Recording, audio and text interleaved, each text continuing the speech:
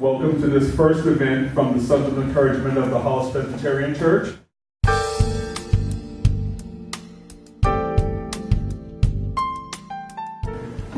I say jazz, George.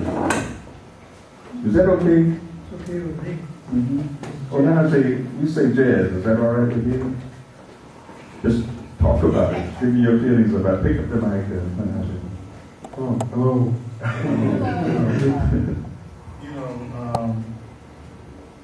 The word jazz does have some, let's put it this way, my feeling about the word, okay? When the word came into being, I believe it was created by African Americans, there was no respect for these creators. So for me, just personally, I found it in recent, going back into it, kind of hard to believe that people who coined the phrase, who didn't respect the people creating the music, would then put a respectable name to the music of creators they didn't respect. And as years and decades went on, we use the word because that's what we're told. We're told so it's called. It's called jazz. We didn't name the music. We created the music, but we had nothing to do with naming it. Okay? It's like you have a baby and you someone else gives his name. You see? So I always say there's music called jazz. Okay? Because and the fact of the matter is we have these discussions, I've seen discussions on Facebook and articles about, well, you don't have to be black to play jazz. And my response to that has been, well, you don't have to be black to like chicken fried rice. You don't have to be black to like watermelon. Okay, the thing is, I say, if the water's fine, you're going to jump in. And if the food is good, you're going to partake. You just got to remember who the chefs were. You see, it has nothing to do with you can't take this, you can't partake in this, but this whole thing of trying to make it a quote-unquote racial thing becomes really ridiculous. Chris Bodie likes the music, he grew up in the music. By all means, how can we not admire him? We don't know, we were not in his practice room or what his parents may have gone through to get him to learn how to play trumpet. The whole thing gets down to be a matter of more financial than anything. It has to do more with the machine than the musicians. Okay, this being a quote-unquote white capitalist society, they don't take care of their own. You see? So that's just a matter of fact. So yeah, jazz, I'll use the word, but I'm still in here. Mark, I guess this is a perfect place for exegesis on jazz, right? Steve, you want to add to that at all? Well, yeah, I think he kind of broke it down, very well to his personal feelings about it. But, with music, they pigeonhole and they name everything. And once it's named, and that's what it is. That's the way it's supposed to be, and that's the way they direct you. They control us as an artist. They kind of name every type of genre of music, and they expect you to fall into it like a slot. We call it pigeonhole. So they try to pigeonhole. So they try to get everybody in a direction so that they can put you in a focus, so everything could be viewed as, okay, he's a jazz artist, he's an R&B artist, he's a Latin artist, he's a this, he's a that. When a general person is just an artist, and he should be able to touch all these genres and do all this kind of music. We were just having a discussion with Onaje is doing a new project, which he phrased it, and I think everybody kind of phrased it. It's like a Quincy Jones type of project. Quincy is the type of musician that whenever you hear his records on his album, on that record, you could hear everything. Jazz, blues, R&B, all kind of. He did one too with rap artists. It was amazing. And they put it out there and marketed it and it did very well. But when someone else comes with it, right away they say, well, what are you doing? What kind of artist are you? Are you jazz? Are you jazz? Are you this? Are you that? You know, so they try to put everybody in place, people in certain pigeonholes. And if they wouldn't do that, the music would be so much broader. Because everybody has all different kind of ideas, flavors, and concepts that they want to do. Yes. So names and labels are used that way and designed that way for control. You know, The whole the commercialization. whole and the marketing. And the marketing. So how are they going to market you? How are they going to get you out there? They did the same thing with Latin music. They called it salsa, which is really Afro-Cuban. It came from Afro-Cuban. But it came up with the name salsa because it's a flavor. And that's what it is, salsa. You know, and once you market and stand something like that, that's what they're going to draw on. Exactly. But, you know, who has time to be, you know, kind of like dwelling on those kind of things? Well, I'm just trying to create good music and put it out there and people decide for themselves whether they like it or they don't. So whatever you want to call it, as long as you call it good or bad, I'm happy. All right. It used to be the old expression, it's not so much what you call it, it's what I answer to. Right. What do you answer to? What do you answer to, Bill?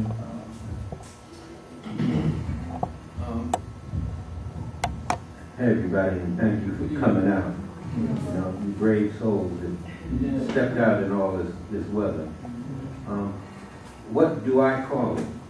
I've resolved myself to calling my music jazz, and proudly so because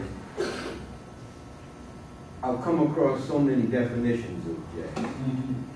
You know, and I went back and I looked at the history of the word and how it was just how the first recognition of the word jazz has a very negative connotation. It wasn't even talking about music. You know, and I'll let those of you that are interested in finding that out, because I really don't want to get into it. It's so negative that I don't want to go there. But one of my teachers redefined it. His name is Billy Taylor, and he said he called jazz American classical music. And when I got serious, he was one of the gentlemen that I was blessed to be around and to just send me off in a very positive direction. Since that time, I've come to find and know through belief that the truth is the proof, and the proof is the fruit. Something very simple statement that once you experience or able to see in your life what I just said, this applies to more than just music.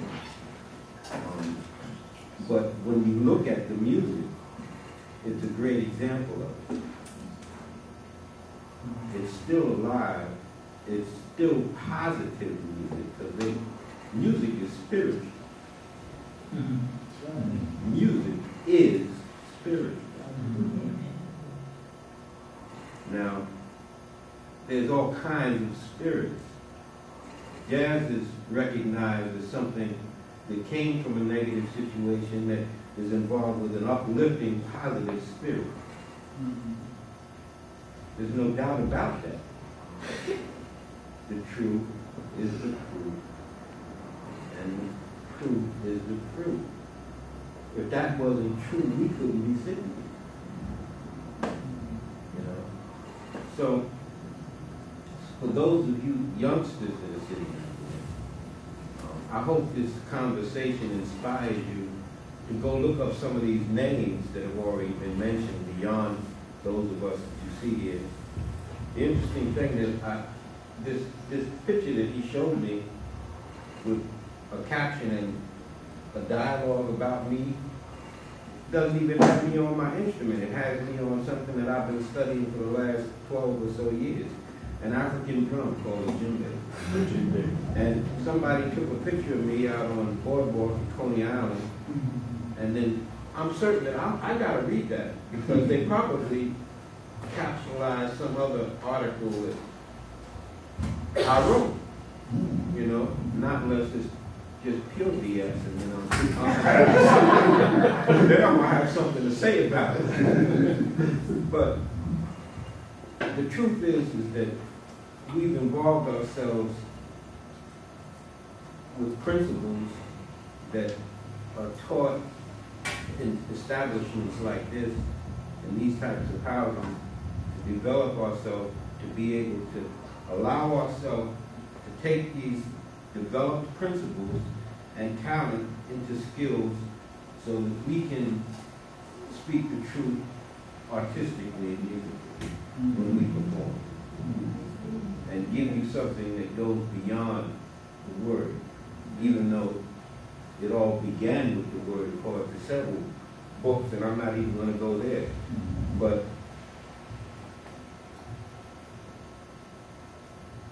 my father's words had to come down in music, and he joined it with us. You know, he set things in motion. He states this, and that had to be musical. It had to be. Logic tells me that, and he lets me know that deep inside here. See, this musical thing that we're involved with is beyond intellect. It takes intellect to develop it. We have to go practice scales, and we have to develop ourselves so that we can do what we do. But once we're in it, we're involved in something that you don't find. There is no university of wisdom. There is no college of the supernatural.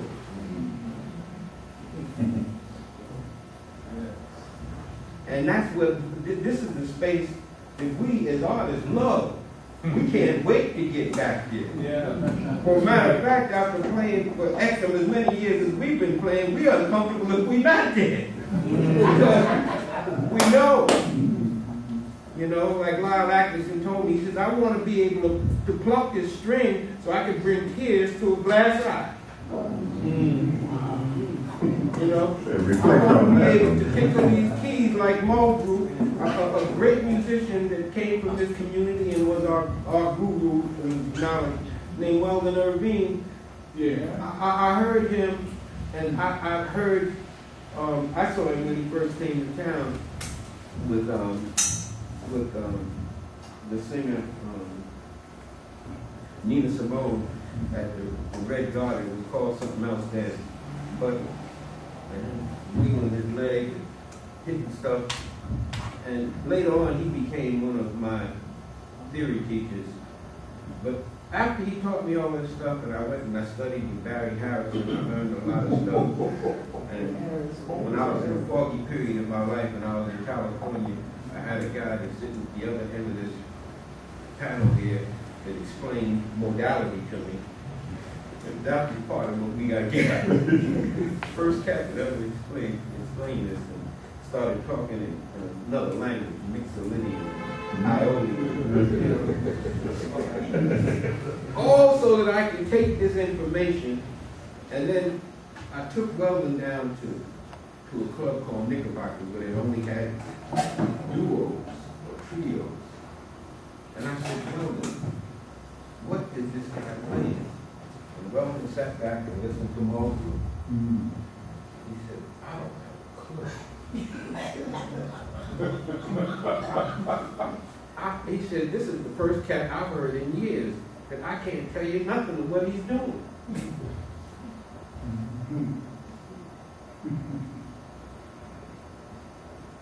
This gift, this word, this music is bigger than any of us or the word, because it's globally accepted. It's globally accepted as the art form, the major, highest developed art form of humanity.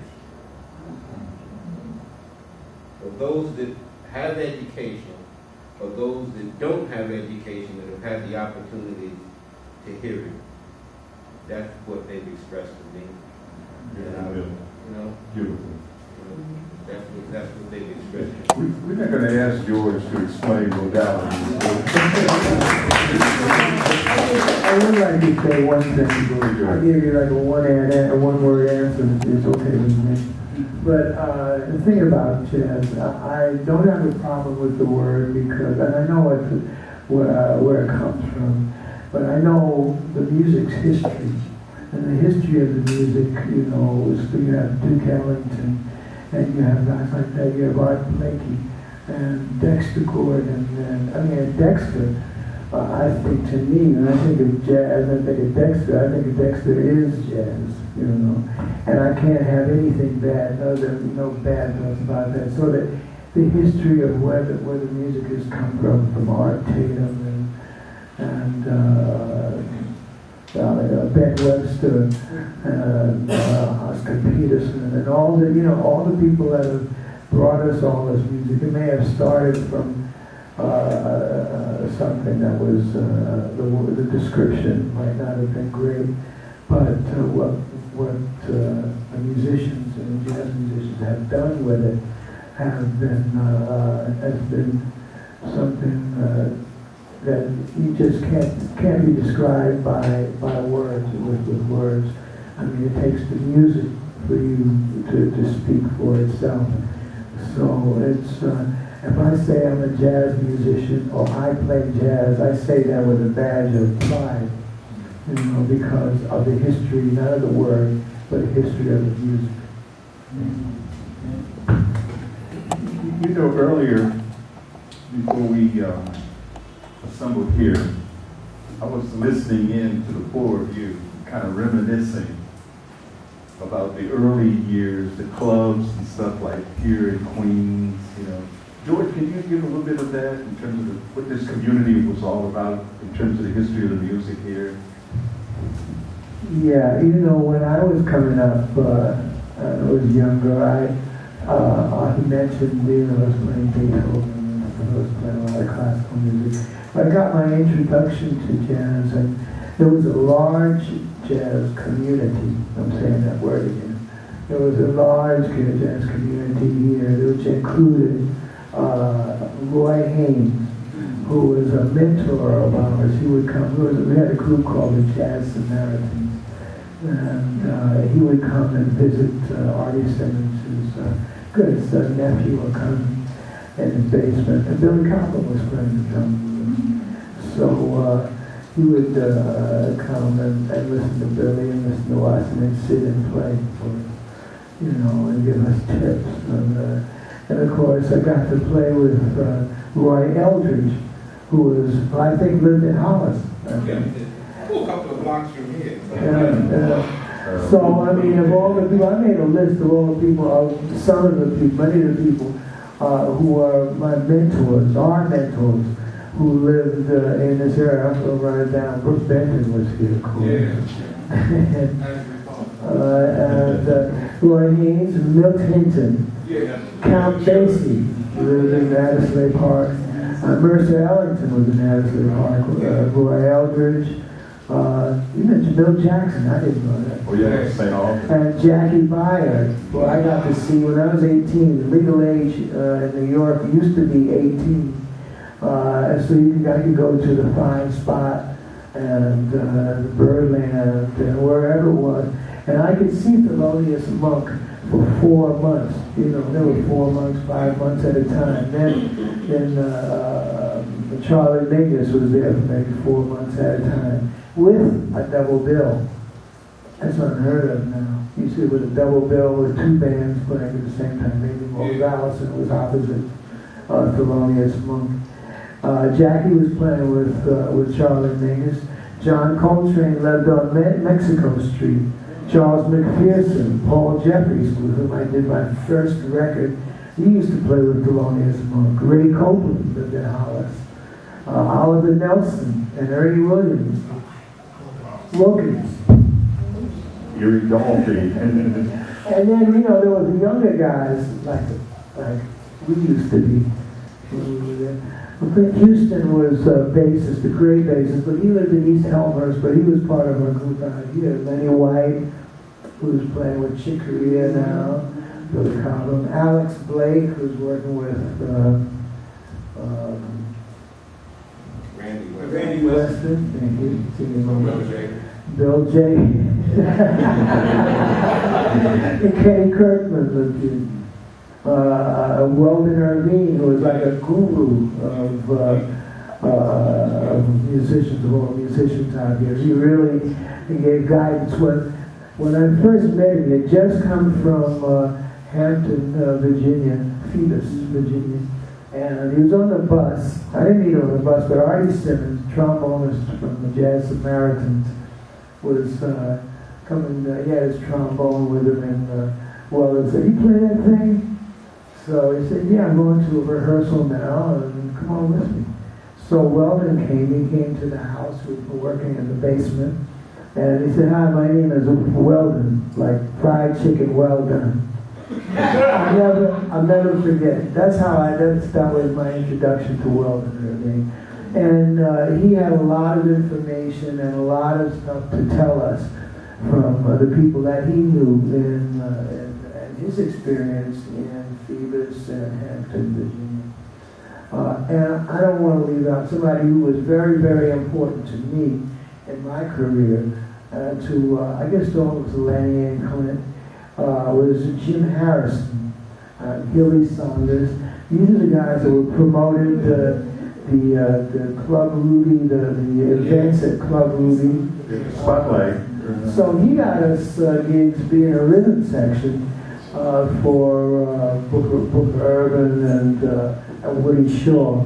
And of course that got me a gig with I Blinky and so on and on, and Max Roach, you know. But we used to do things in Westbury every weekend or Saturday. There was something there with some solo artists or something in Slugs in Manhattan. But there were there were places here which had music. The club, aside from Club Ruby, there was Copa City. There was a guy named Rudy Williams who used to play everything. He played the saxophone, he played the trumpet, and sometimes he played both at the same time. I don't know how.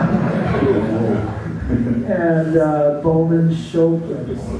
And don't let me forget, Dwight Gasaway.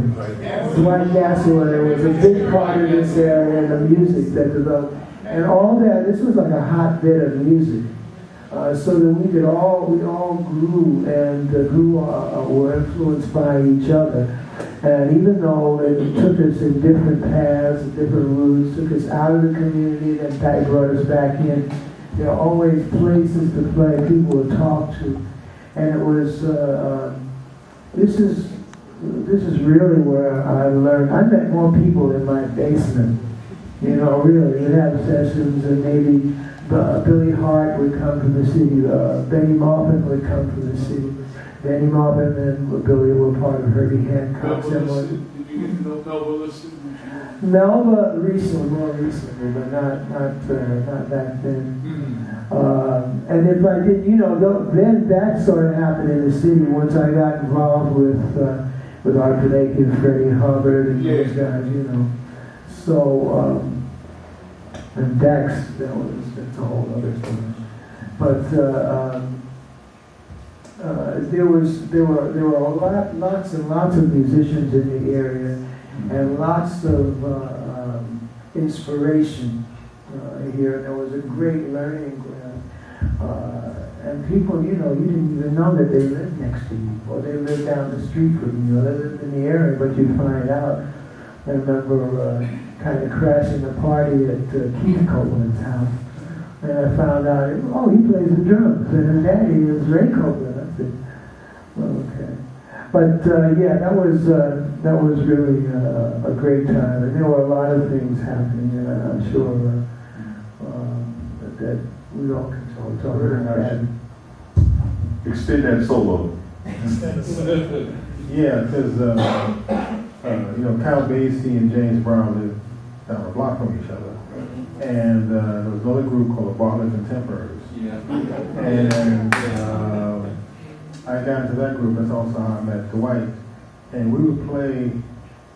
Catherine Basie would give these functions at her home, and I remember the group would go, and one member was Patience Higgins, and myself, and Wallace, and I remember we had to play in an Ebony Fashion Fair, had a pool thing. They had a thing where they had the models. And one of the models was Shaft himself, before he became Shaft. Okay, and you know, it was a thing where the show place is where I kind of got, you know, got my feet wet. Because they didn't have to say I'm a pianist. We were pianists, but there was no piano in the showman's. So you had to play the organ. And Weldon would say, get up on the organ. But I don't get up on the organ. You know, he made sure you had the trump by fire. Okay. And, but it was camaraderie and it was nurturing. That's one thing I liked about it, because I came across an ad for a gig that I did when I was 15. Okay. And it was like, wow. You know, but the cats, it wasn't about putting us down. It was about, you know, trying to, you know, teach us a lesson, so to speak. Even wellness saying, you know, it was about really nurturing and encouraging us to go further. And that's what I really enjoyed about growing up in Queens, and the camaraderie and the nurturing and the mentorship. Dwight was one of my big, we weren't that far away in age, but he was my big brother. Like Mulgrew was 6 years younger than me. Okay, but he was like a big brother. Okay, and I find we can learn from everyone, you know, whether they're older or younger. And the whole thing, I have to piggyback what Bill was saying, because he hit on the nail for me, because I've gone around saying, you know, the music, the language of music, the vocabulary of music, predates the vocabulary of man. Okay? And I say with the music industry trying to control what the music does is like asking a 2-year-old to do a spreadsheet. Right. Exactly. Okay? How can you do it with the limited language skills you have for something that has unlimited skills, despite saying music is a universal language? You see, so to me, the categories are not really useful other than knowing what he plays like that. He plays in this category because, like I say to people, a hat's destination is your head. Your shoe's destination is your feet. Music's destination is your heart.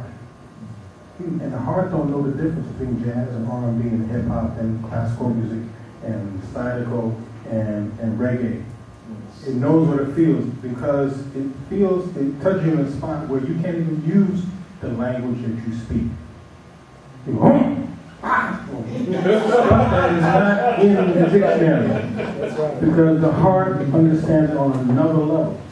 You see what I'm saying? So we aim for something deeper that we don't know what happens. I just did a session with a young lady, and I was at the studio the first day to reacquaint myself with the song, because those who are musicians, she wanted to do it in B. Boy, now give me a song in any key but B. I wrote the tune. But I sat there and learned the tune, and the engineer, she's looking at me play the song. I'm getting it under my belt. But when the artist finally came in, we did it together, something happened. Something happened organically that I can't explain. My head started going back like this, and just hearing her sing the words, and it was just an incredible experience. And it's like a studio, home studio. And it's a song that was written almost 30 years ago, that Kroon wrote 30 years ago, but it had an effect on me. You know, we can't put labels or put dates on good music because it was touching me here. Okay, straight to the heart. You see, so that's why maybe I do, because what happened, I do have sometimes problems with the categories, because I did an album that I wrote a song for children. Okay, and the reviewer decided I had an identity crisis, because the album he reviewed first which actually was recorded after the second album he reviewed. He thought, oh, that was a great album. He's in the jazz saddle again. Because I've had airplay on contemporary stations and whatever, so I was called a smooth jazz artist. Why, I don't know. They never called Herbie a smooth jazz artist. He played disco, R&B, funk, dance, all that. But they never called him any of those categories. But they decided on me, oh, I'm a smooth jazz artist. To the point where I was going to do an album that Ralph Moore, incredible tenor saxophone player, he wanted to have me produce his album. Now, I just produced a contemporary album for another group I brought to this label. So when he was talking to the same A&R director, the guy said, oh, he's a contemporary jazz producer. Meaning I wasn't going to be qualified to do his quote-unquote head record, regardless of my tenure with Woody and Matt Adderley and playing with Dexter and Clifford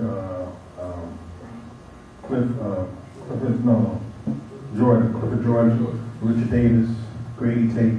I wasn't qualified because these labels, these categories, they want to pigeonhole, as Steve said.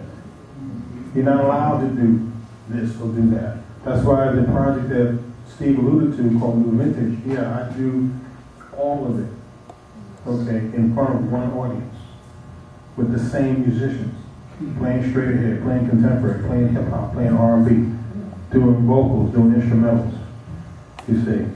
So, as I say, these categories don't, words and categories, people say them like they mean something. When you play commercial, doesn't only mean you're making money. How many people saw years ago, Close Encounters of the Third Kind, the movie? Okay.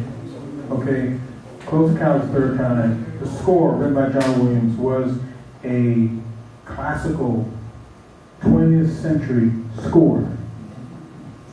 The soundtrack album went double platinum. That's a commercial album. So people want to describe commercial as being a style. Commercial means nothing more than making money.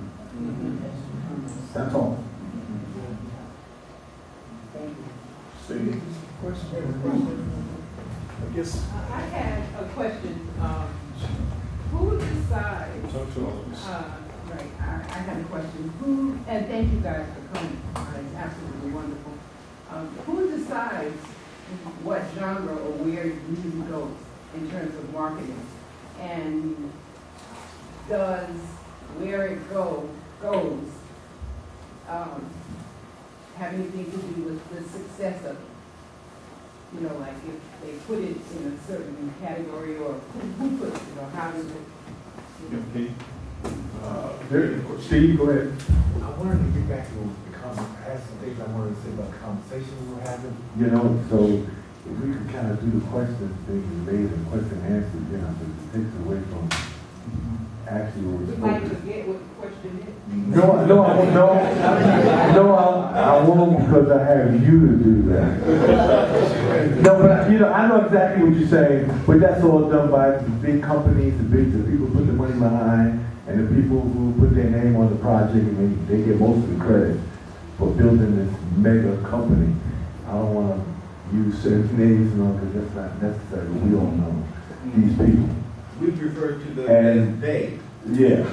You know, the one that owned the big companies, the big CBS, Warner Brothers, and the one who put their name on, I made this artist, I made this, I made this, I made that, I made that.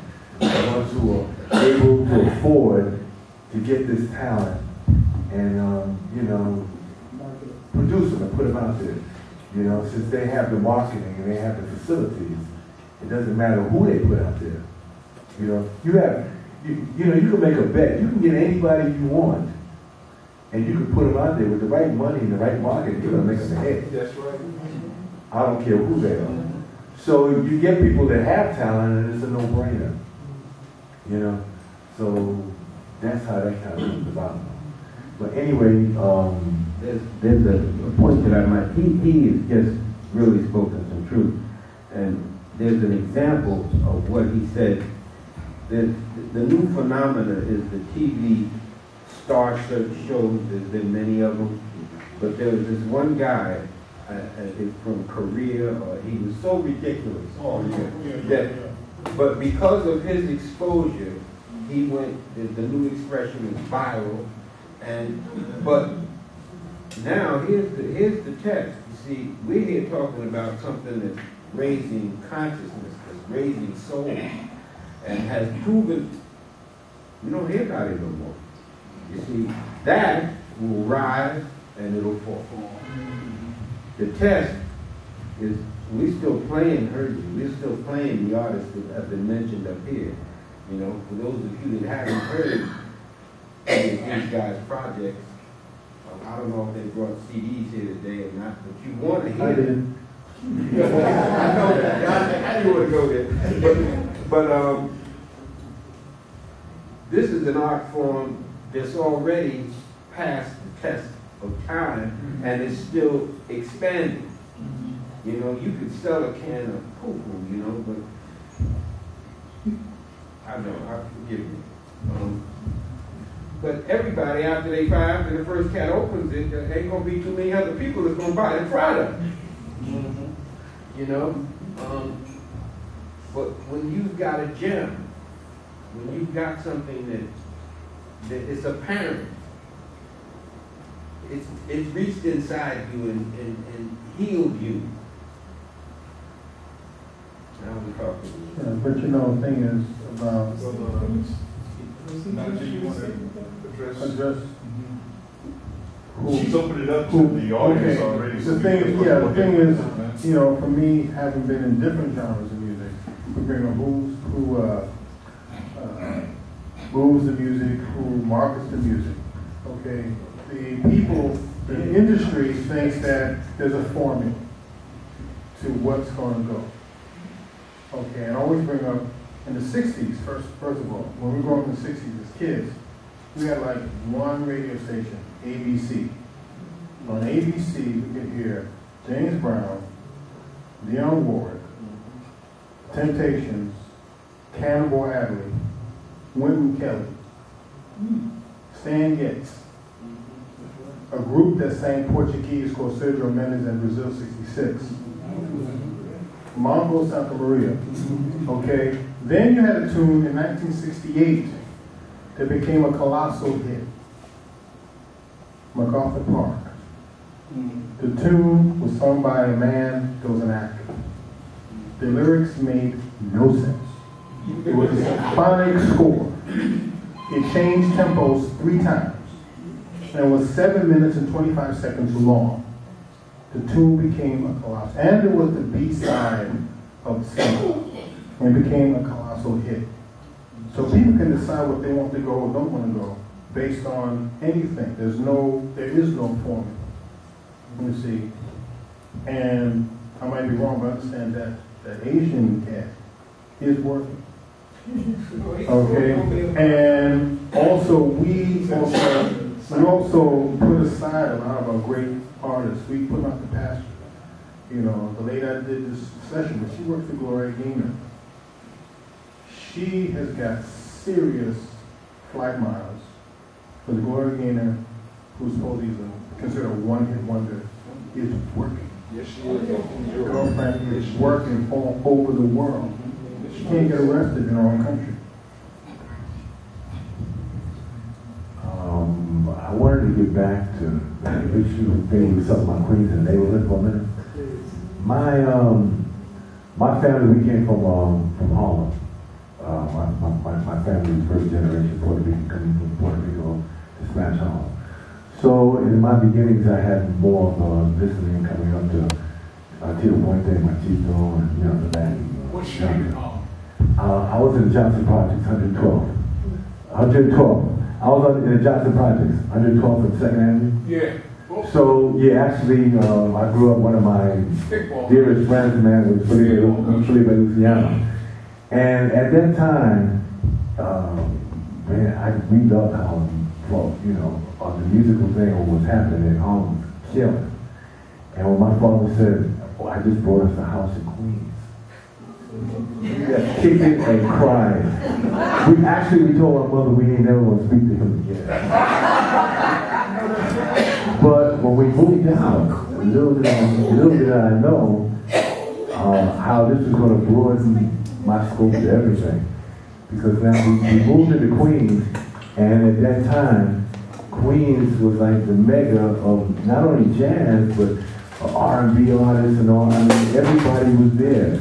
On the corner of my block, there was a man who was my mentor, who helped me so much. His name was Henry Glover. I don't know if any of you are familiar with Henry Glover.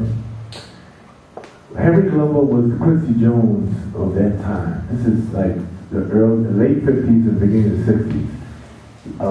He was produced in Dinah, Washington. He produced Heart and Soul for, what was that back on Rico? Heart and Soul, if I heard me as Heart and Soul. Anyway, he produced that, he produced for Big Maybelle. He brought James Brown out here. He ran Roulette Records. He was Morris Levy's producer. So he was involved with everything. Jazz groups, everything, Count Basie, everyone. Henry Glover. He produced Honky Tonk. He wrote Drown in My Own Tears. And this man, at the age of 13, I used to go by his house, and I would see Jocko and Pear Shape and the Cut Tones. They would be rehearsing there, and I would just stand by his gate, just look like this. And he said, "Steve, what are you doing?" I said, "How do you know all these famous people?" He said, "Because I'm famous." He said, "Come on in." And he brought me in, and he treated me like family. And around the corner for him was Eddie Lockjaw Davis. 4 blocks away was Prez. Prez's son, Lester Young Jr., was one of my great friends. And we would find out when his father was coming home from Europe, like Paris, something like that, and we would be sitting on the stoop, just waiting to see him come out the cab with his hat on and his case on. We'd be like, "Oh, how you doing, Mr. Young?" He's like, "How you doing?" And we'd be like, "Yeah!" But see, at that time, that generation, my generation, we knew who these guys were. We were 13, 14 years old. We knew that they were giants. We saw the album covers. We respected them. You know, we just wanted to, you know, I mean, if this generation would embrace us like we embrace them, then our music would be in a whole nother level. Instead of being separated, we'd be in a whole nother place. You know, See, that's a wonderful point. let me finish. You know, I've heard, I listen to different people speak, regardless whether they're jazz artists, R&B, or whatever. Because I had the pleasure of playing with all different kind of artists. Just like everybody here up there. You know, because everyone has something smart to say. I was watching an interview with Santana. And here's Santana, he said, what's his name? Travis Smiley? He said, yeah. He said, Santana, why is your music so powerful? Why are you so powerful? He said, because I found my light. What Bill was talking about. He said, I found my light. I connected with the Creator, and I know where that energy is, and I focus it and I bring it out to the people. And that's what we do as musicians. You know, we've been playing, I've been doing this for like 45 years. And for playing for big audiences, little audiences, with different type of artists, to see the reaction of the people. People coming to you and saying, "Wow, man, you changed my life. You made me feel good. I was depressed, I'm happy."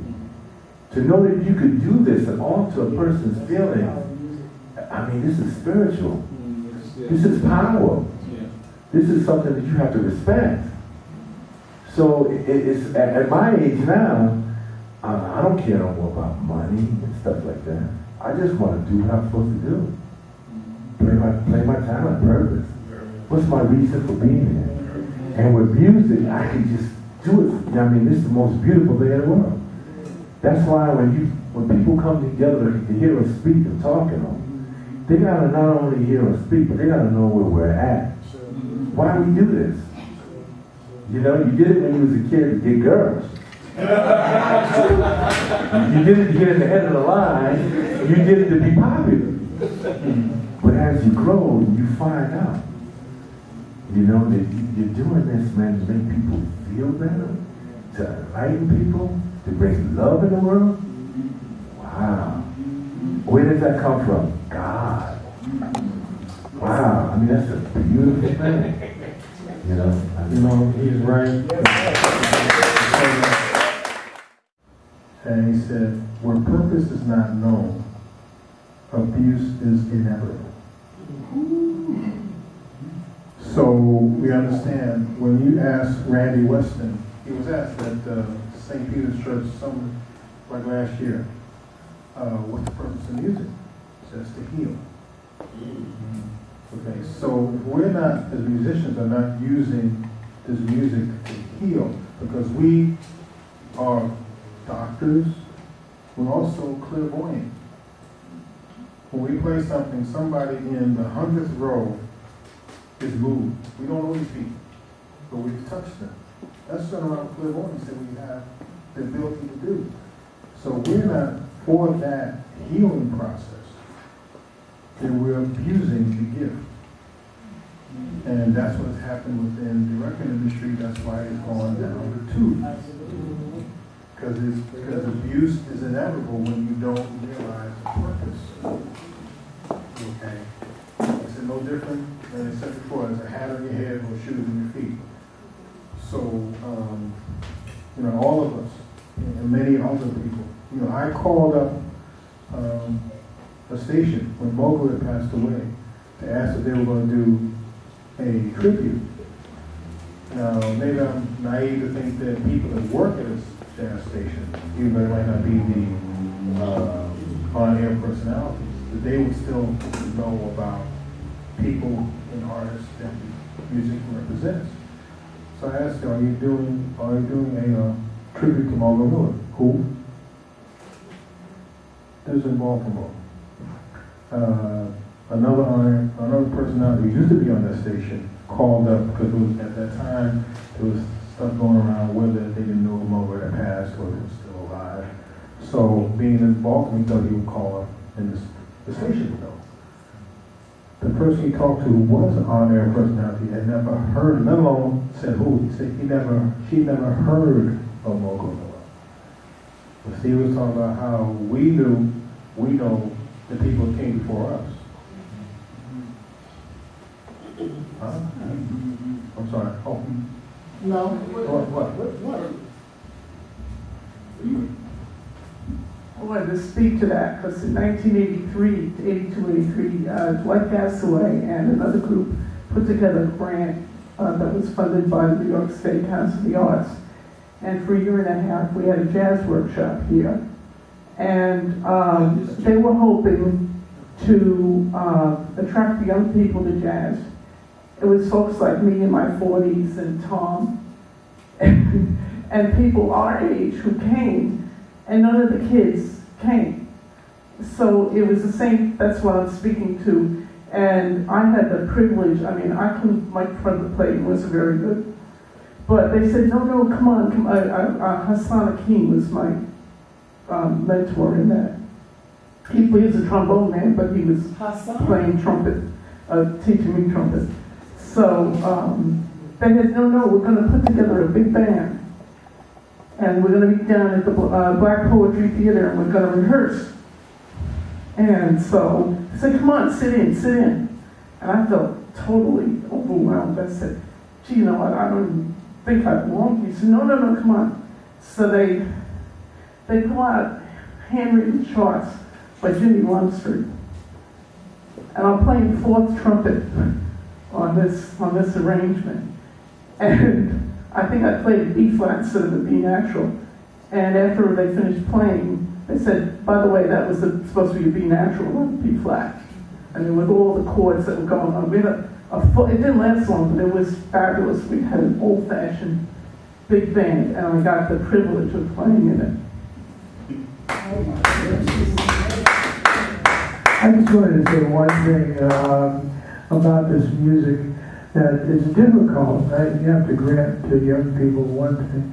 is that it's difficult to really get to hear jazz specifically because there is no commercial radio station in the United States that I know of that plays jazz. Most of it's NPR stations or college stations that play this music.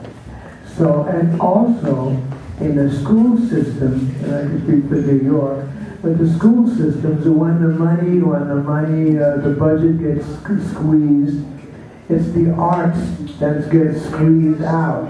And so if you start to squeeze out the arts, then you squeeze. That's our culture, It's sort of squeezing out the soul of your community and of your nation. But especially here in New York, if you're talking about the arts, it's so important. I think I heard the other day on the radio that there was a community in Nassau County that had to vote on a budget, a school budget, and they said they voted it down, so they're going to have to throw away some of the arts, the music, and the art classes. And I think that's one thing. I mean, it's not arithmetic, it's not reading, writing, arithmetic. And I think a lot of the people of Howard that we feel that that's what education is about. That's not what the only thing that education is about. I mean, because you have to nourish your souls and your brain and your minds. And music and the arts programs are really, really important. And if you don't know your own history, if you don't know about music and the music that you come from, this area where jazz or the music that we play, each of us play, where it comes from. It's from this, it comes from here. It's just like we're losing our own identity. So we don't want to do that. And at any rate, I think that's a reason that there are not a lot of young people there, because there's not a lot of support where support is needed. It's not, there are some things that are not as commercially viable as others, but that doesn't mean that it has no value. That doesn't diminish the value that it has. And with more of us aware of it, it will have more commercial value. Yes, sir. Yes, Bill. Excellent point. Yes, sir. Being an educator and having retired from New York City, next to finest, being a teacher, I find it interesting the flow of what I spoke about, the truth. And it's now that just last week somebody said, it's interesting how the churches who are the upholders of the real truth are now bringing in jazz. There was a statement that I heard and somebody said that Jesus loves jazz. Listen, I'm not promoting any religion, but looking at him and looking at jazz, how could he not? So this is, I applaud you guys. You're not the first, but you stepped up to the plate.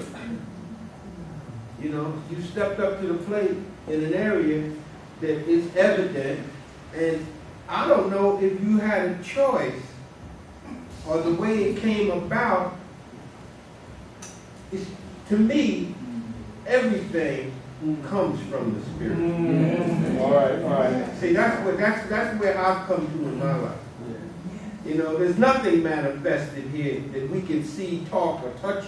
It's not in the spiritual first.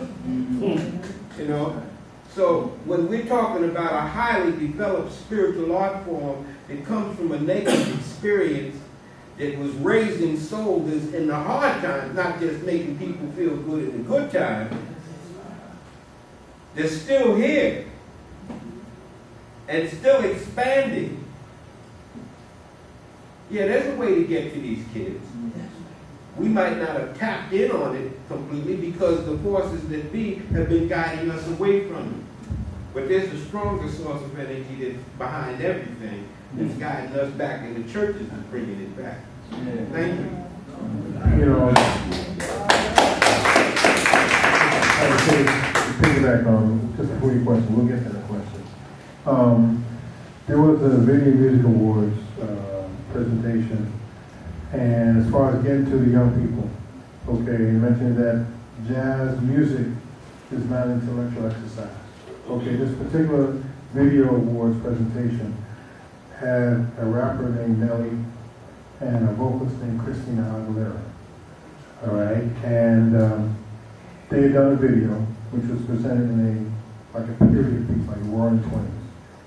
Okay, so in the course of the video, she looked like one of the Cotton Club girls, whatever, and he had like a zoot suit. So on the Video Music Awards, they decided to expand the concept. So the tune starts off with Christina on top of a piano, and Nelly's supposed to be playing the piano, and they're doing a medium tempo brushes tune to open up the song, which was not in the original video. Okay? Then moves to the tune itself, which used a sample of Curtis Mayfield's Superfly in the horn section. But they expanded the horn chart to make it a big band chart. They had the dancers in zoot suits. They had the male dancers in zoot suits and the female dancers in like Cotton Club type outfits. In the middle of the tune, it goes straight ahead. Where they kept doing a tap. Okay, now, I always tell myself, this was worked out not on that stage, it was worked out in a boardroom. There was a discussion, knowing that all the crowd was going to be young people. And somehow they said, this will work. Okay, and when they looked at the audience, they were losing their minds. They didn't like turn up their noses, because they heard someone go straight ahead. You know, we have to believe that we can do it.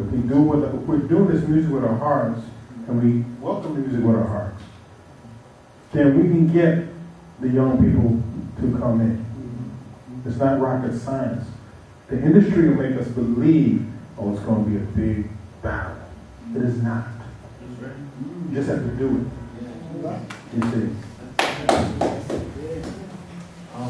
I was watching a video on YouTube with Winter Marcellus, and he was talking about a little bit about kids and moving into jazz. And he made one comment, and I want you to speak about this, where he said, for more classical music, there are band camps where kids can go in the summer and learn about classical music, but there is not that alternative for jazz. So he said that's wrong. That's wrong, because there's a facility called the Litchfield Jazz Camp, which is a 5-week camp where young people go to learn about this music called jazz. Okay, and they get to play, they get to be around some of the top musicians, like Charlie Merced, and the director is Don Brayton. Okay, so yes, now he's saying that he's still informed. Not only that. And then he says that, and you have Stanford. Stanford has a jazz camp. There's so many. There are many. A 3-week program. Port Townsend, which I've been doing for over 30 years. They've got a program. They've had this program, used to be Bud Shake program. Now John Clayton, great bassist, Yes. runs that.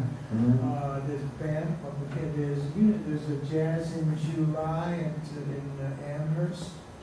There are many. So that's a comment. Let me just. Bill Jacobs' ensemble is for the first time running a jazz camp this summer from July 15th to August 9th in Little Falls, a little town that it looks like it's someplace in the Alps, upstate in the Adirondack Mountains. It's the first time I've ever done this. And I was on Channel 2 up there last week. I've been in all the newspapers. If you want to know about it, if you're an artist or you have some friends that want to know about it, talk to me afterwards, and I can guide you in that direction. Not to mention that the ones that they have, that they've already mentioned, but there are loads of these places. This is not a new concept. It's new for me, but it's not new for me because I've been in education. I was taking bands with these guys. You know, I think George is probably the only one here that didn't do one of my school programs. I don't know if he did one. But for 20 years, and we'd be going and playing Charlie Parker music and Dizzy Gillespie music and Monk music, and when we get to play certain tunes, we had audience of kids blown away with it. I mean, I'd have, at 192, a school that back in the day was known, I mean, it had a reputation. It had quite a reputation. We had the kids off the hook. They were wondering what it was. Dave, did you ever do any of those programs with me? With Weldon? Maybe with Weldon. Listen, I can't explain the joy and the experience that these kids were having.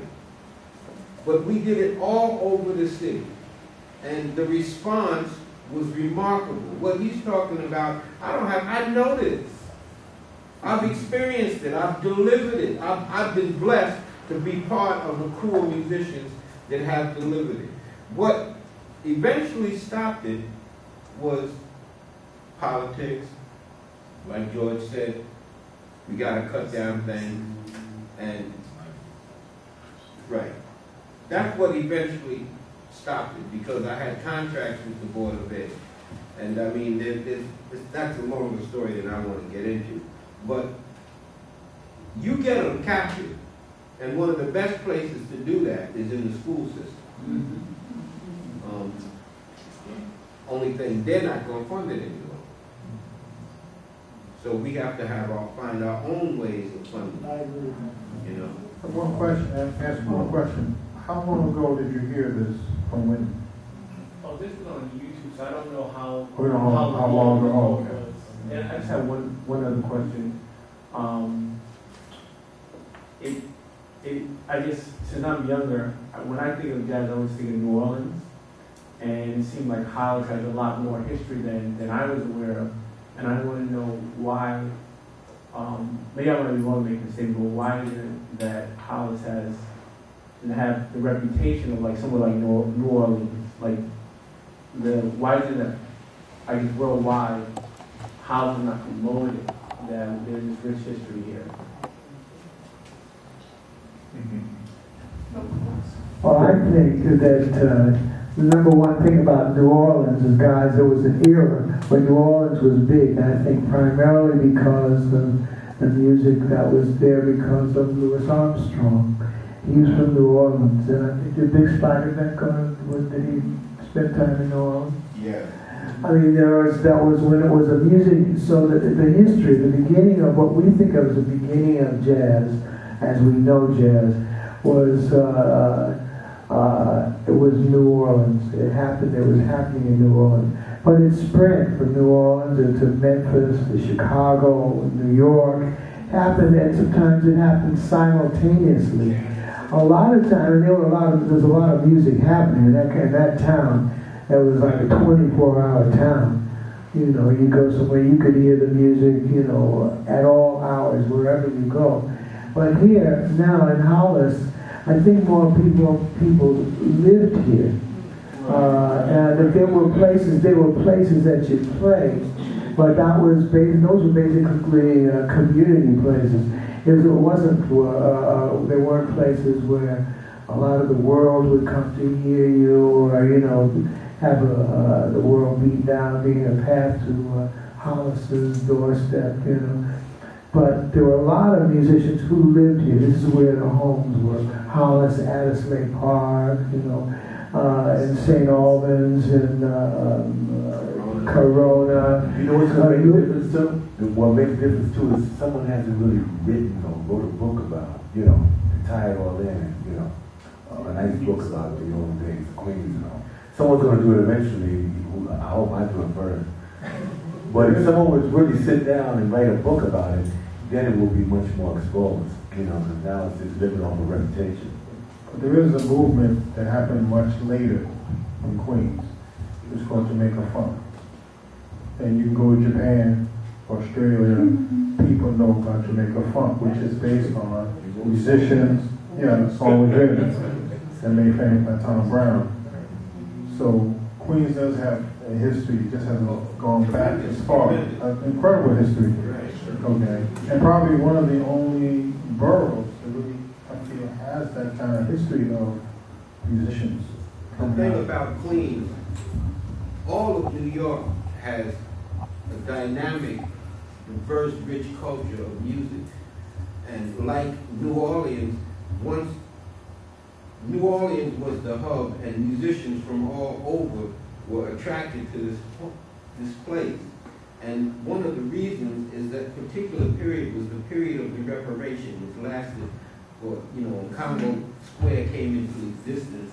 And this was a 12-year period where even the slave folks and This is Reconstruction. Reparation and Reconstruction, right. But what was taking place was there was something that was allowed to take place that after a while, a certain group of people decided that this is too powerful. We don't know. These guys are playing drums and their eyes are rolling up in their head. There was a fear, which is, you'll find out, the interesting thing about fear is it can be in any individual, and it's something that we all have to conquer. It's part of all of us to conquer this fear thing. Another spiritual quality that we have to, the absence of it is going to be replace it with faith.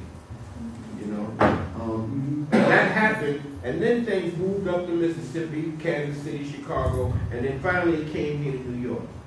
Now, once it hit here, it's been here ever since. This is the music mecca of the world. Queens, in spite of all of the rest of the communities, Brooklyn is known for some hard swinging Freddie Hubbard type cats, even like Freddie and James Spalding and all these cats are coming from someplace else. They come from Illinois and et cetera. But Queens has the reputation because of our community not being a commercial community, being a residential community. We've always wanted to keep it residential, but in its residentiality, not far from here, Eddie Palmieri lived. Yes. Not far from here, right? You could walk to where Roy Haynes lived.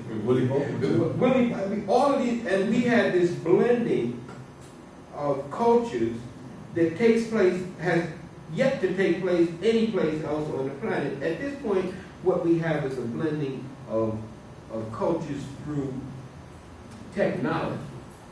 But what we're talking about is a genuine blending of cultures which can create, develop a Steve Kroon, can develop these type of artists that you're looking at here.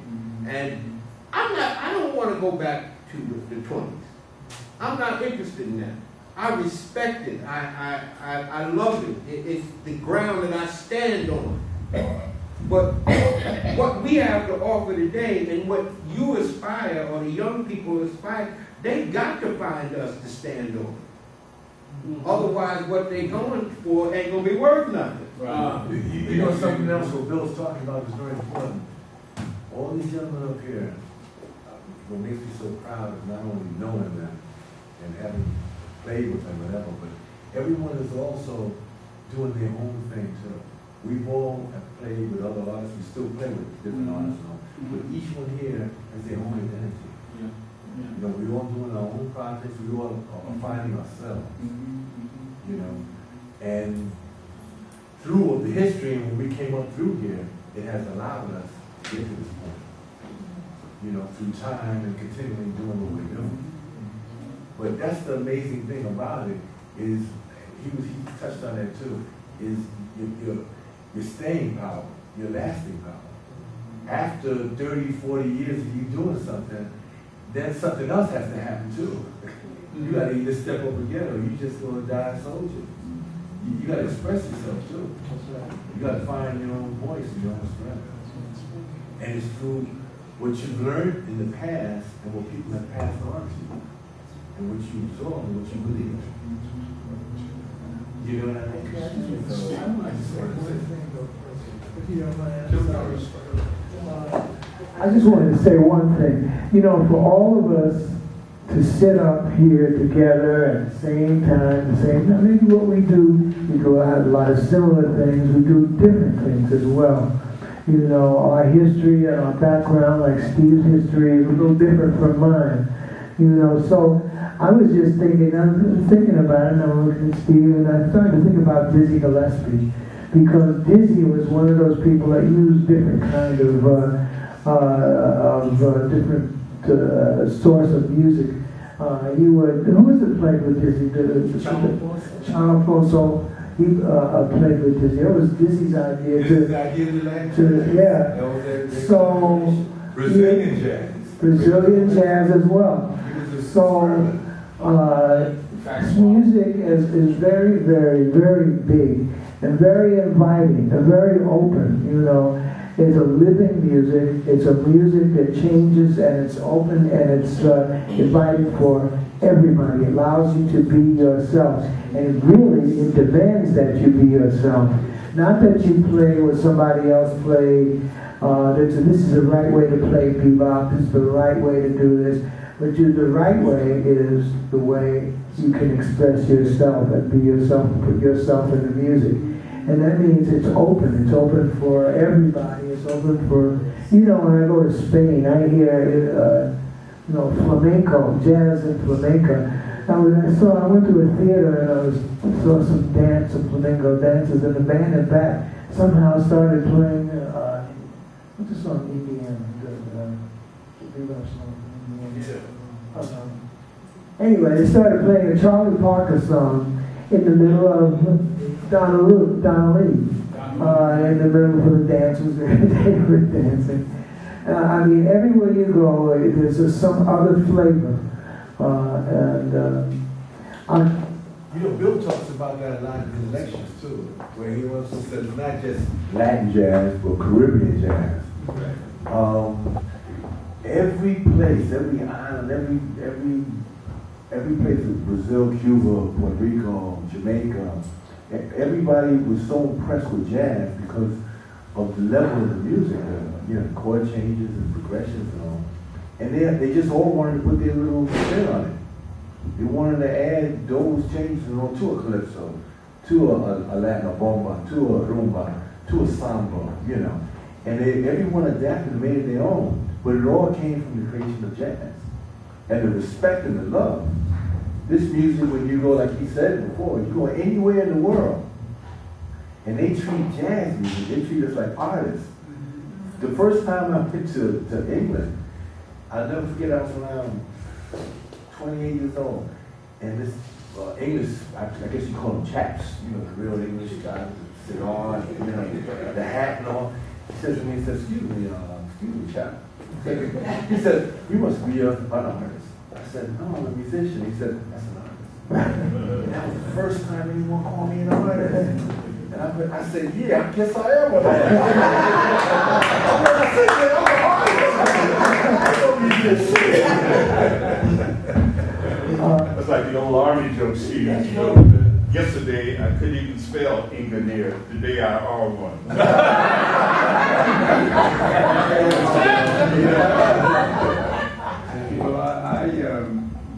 Well, my impression of jazz, I'm from Paducah, Kentucky, and I grew up in a church called Burke's Chapel, and the organist was Mrs. Marrable, and she had a son named Fate Marrable, who was a jazz person. They did a riverboat service. Yes. And Louis Armstrong was one of his proteges. He helped build Louis Armstrong. Exactly. And also, the Savoy Ballroom was on the radio. That's what we listened to. I heard all the great players, Louis Armstrong. I heard Tisket, Tasket, Ella Fitzgerald, Billie Holiday, just name them. Chick Webb, Kyle Basie, Duke Ellington, they were all there. And we thought, I didn't do it, I thought, well, if I ever get to New York, it would be like all this wonderful music. So, it was really some experience. So, and all the latter group of people, like Herbie Hancock, that beautiful name you haven't mentioned, played beautiful piano. Peterson, Oscar Peterson. What was the other one? We taught at Juilliard for a while. Beautiful pianist. Art Tatum. Before Art Tatum. No, Art Tatum, but another one, keep going. Jelly Roll Morton. Jelly Roll Morton, keep going. Anyway, there was just a whole slew of wonderful, Fats Waller. I'm sure. Just so many fine pianists. Willie the Lion. Willie the Lion, yeah. And the one I call home late. Teddy Wilson. Oh, Teddy Wilson. Teddy Wilson. That was a great. Yes. He was my favorite. You see how beautiful the melody is doing? Oh yeah. You get married to music. I mean, you remember certain things in your life. Yeah. You could hear a song playing, and you could imagine it being winter. And what you had on, the smell where you was at, what you were eating, whether it was Thanksgiving, or I mean, it's life. It's our life. It's our background, our whole life. Everything about practically us from music. It's another sense. That's an interesting point because I'm looking at the way he's saying this, man. Yeah. You can see the youth in him, man. You can see where he takes them back to. you could call it griot. You know what I mean? That's the beauty of it, man. That's the beauty right there. My 90th birthday last Sunday. What? 9.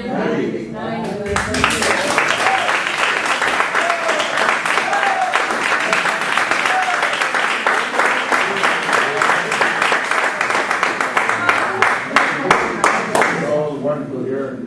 Maxine Roach, you talk about Roach, Maxine Roach. I'm a musician myself, and we do oratorios and things like that.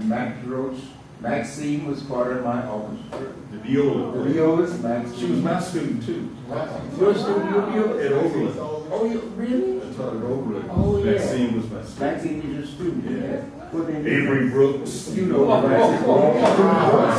classics. And her brother, George. Sure. Yeah. Adam Rudolph, the percussionist, you know that. Sylvia Olden. He was my student at Oberlin. Sylvia Olden. Who's that? Sylvia Olden Lee. Organist. Organist. Yes. Organist, She's yes. an Olden girl. Yeah.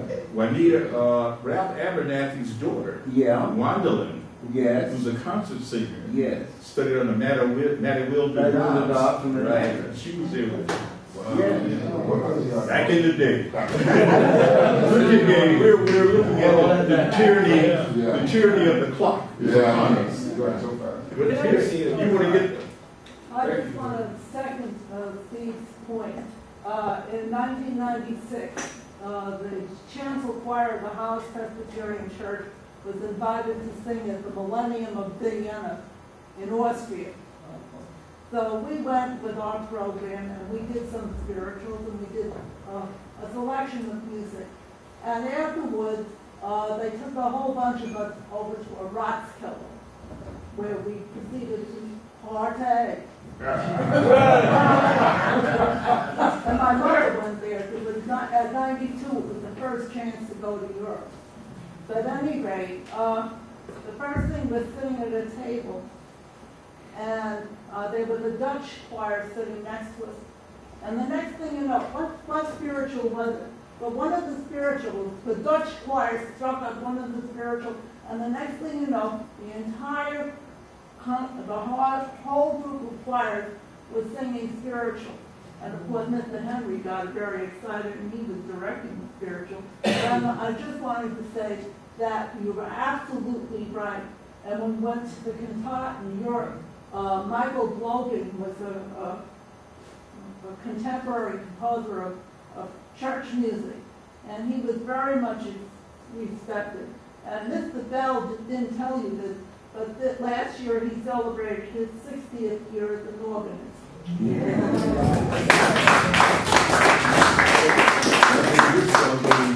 60th year in this church. Right. the thing. I want each of the panelists to take a few minutes, because we didn't do kind of a bio on you.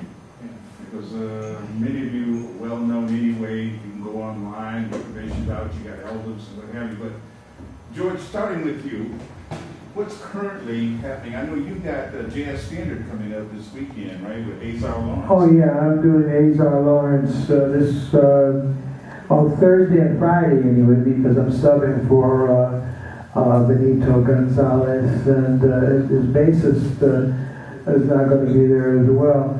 So until maybe Saturday, as their flight gets in, their tours, it was extended.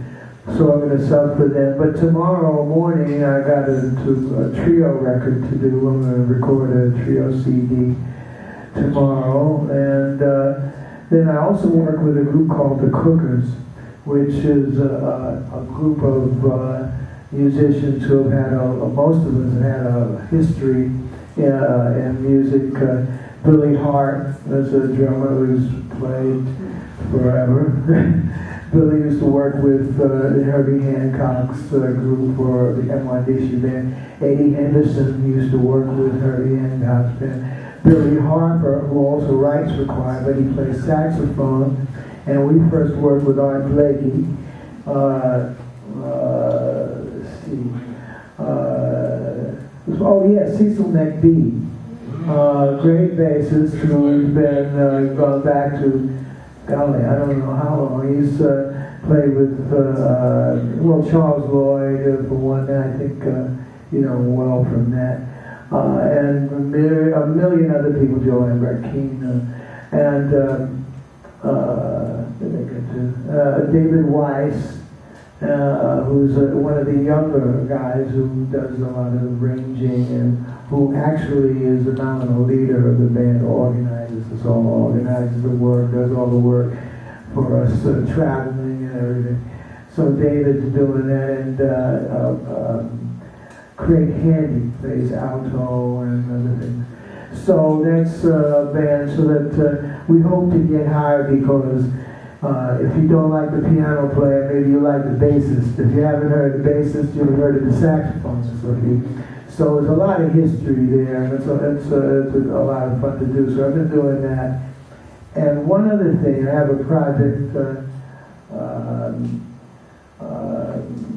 called the George Cable Songbook. I've done a lot of writing, and I decided to exploit that and use a vocalist as well as a young vocalist. I teach at the new school as well.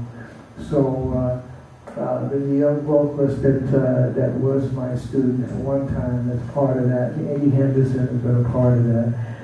And I have Victor Lewis and a young bassist, Desron Douglas, or S.E.S. and Steve Barrios. That's only because he and Victor are tight. And because he's a man.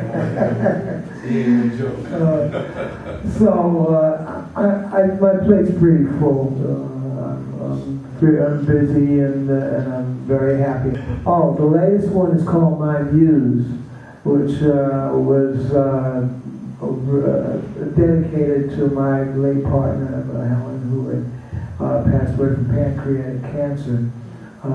So I just wanted to just dedicate the music for her on that CD.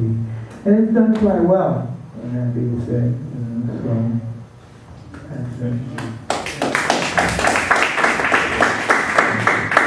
Well, one thing I'm very proud of, July 13th, I'll bring my music right here.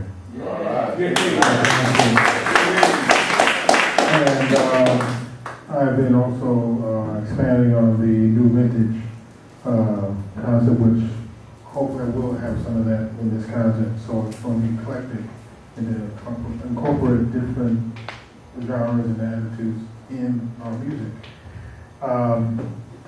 I just did a project with a young lady, Tracy Hamlin, who is more in the R&B world. But what she's doing, which hasn't been heard, she's doing tunes that have stories. She's doing songs that have changes. She's doing songs that hit you right here. So I'm very happy with that. I have a next Friday, there's a screening of an independent film that I wrote the score for. It's called Indelible. And it'll be shown at Mist Home, which is on 46 West 116th Street. It'll be a late evening because there'll be 3 movies being shown. So our movie comes on at 9:40. So it'll be it's part of the New York City International Film Festival. And I'll be at, actually also at St. Albans Congregational Church on July 6th. And then I'll be at Jenny's in Harlem, part of Red Rooster, on July 20th. Okay, and then later on this summer I'll be teaching at the Litchfield Jazz Camp. And at some point, hopefully, we're working on a new project, not yet titled. So that's about it. For the last 10 years, I've been working on my own projects and all that. I have my Latin jazz band, which I'm very happy with. We have 4 CDs out. My band is usually, I usually have the same members all the time, so I really believe in having one group and developing a sound with certain guys. Brian Carrick's on the vibraphone. Io Atalita is my musical director on keyboards. Waldo Chavez is playing bass. It's either usually him or Ruben Rodriguez. On drums is Diego Lopez. And on sax and flute, it's Craig Rivers. We've been performing quite a bit for about the last 10 years together. We've been doing some nice places, some nice festivals, some nice venues. And matter of fact, tomorrow we're going to be right here. So, come out, pass the word, because we're going to shine the light tomorrow. We're going to show you about that light tomorrow. We're going to light this place up. And it ain't going to rain tomorrow night. Trust me. We're going to have a ball. I'm working on my new CD. I want to do another one this year, which I'm very proud to have my own record label. Just like Barry Gordon. I have Kroon Records, LLC. I own my own product. I could die with my own stuff. Actually, on my next record, I'm going to do 2 of his songs. He's an incredible writer, composer, man. And I'm so glad that, I just really got into George Cable's. Personally, this year, we became pretty good friends on, man, his music is amazing. It's got something else. But these 2 guys, I've been asking them for tunes for quite a while, too. I don't know when they're going to produce them, but I'm still waiting, guys. And now it's on tape, okay? I want one of your tunes in arrangements. Thank you very much. Anyway, so I'm looking forward to tomorrow night. And also, July the 3rd, I'll be in Iridium, my band. And July 17th, we're doing Atlantic City Chicken Bone Beach Festival. And that's, no. I got the 11th, July 11th. Thank you very much. See what this guy. July 11th will be there. And I got a few, actually I'm doing another jazz festival September 29th. We're doing Emmanuel in Brooklyn. Yeah, which is going to be really nice too. So my website is www.stevekroon.com. Check it out and give me your email and I'll put you on my list and let you know of upcoming events.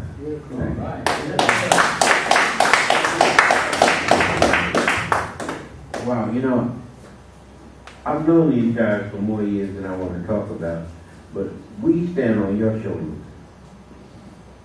The gentleman sitting right in front of me has been playing all of this. It's people like you. You don't have to be famous. It's not about being famous because we're all famous. It's love. It's just love. People got there because of love the other thing. But that doesn't mean that everybody's. No, we're all equal in his eyes as far as I'm concerned. And so for us to have it. For me to have the opportunity to be here with 3 great composers, 3 great band leaders, and to just discuss this history I consider a real blessing. I have my own band, and I'm from the same school as Steve is. I like to keep the same guys together, which is a tremendously difficult job. As you know, the Band Leader Blues is a tune that I haven't heard yet, and I don't know, but I know a lot of band leaders that are qualified to write it. And I'm in the studio doing my own recording project. I'd be afraid to listen to this guy's stuff because it just knocked me off the counter. Like I said, I'm overwhelmed with the joy of being here with these guys and having the opportunity to just share some of what I feel the focus of where the direction should go. And this conversation led to that. You know, this is about more than me. You could go to my website. Bill Jacobs Ensemble has a website. You know, I'm not going to downplay that. But I already know he's going to give me what I need because I found the light. I found my purpose. So, and I know that it's not really about the competitive nature of the demon, the monster that's controlling this industry. This is bigger and badder than that industry. You know, so I don't worry. There's enough for everybody.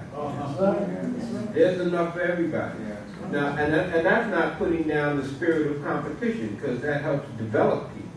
You know, Dwight Gassaway and I came up together swinging the vibes. I was never as fast as him, but I developed my own style. Right. You know, Dwight was fast on the vibes, fast on the paddleball court. And you know, I mean, an amazing artist, you know, and a lovely human being, you know, as all of you are. And the people that were supposed to hear this tonight, I hope that we can do this again. Yes. Oh, yeah. You see? The people who came, this audience right here, it's amazing. Yeah. You working hours, man. You see, the thing about the music is the music on here, what's happened here tonight is spiritual. But the music has a quality that can change the atmosphere. If one of these guys was to have a piano or start singing, we have the ability, the artist has the ability to heal. Once your purpose and your light is shown, that's the direction that this is supposed to go. We're supposed to develop to that.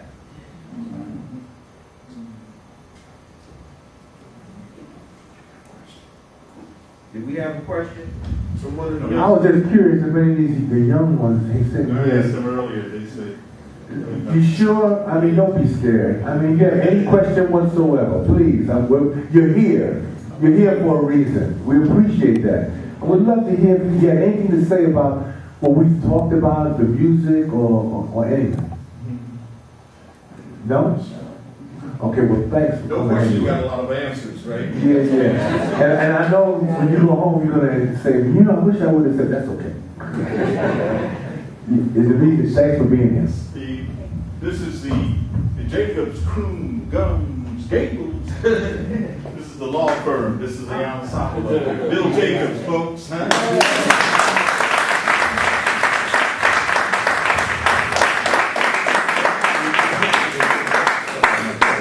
Volcanic one. Steve Kroon.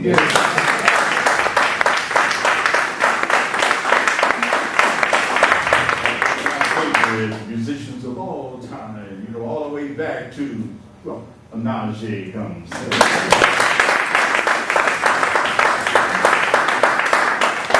Twin Dippers, Village Cake.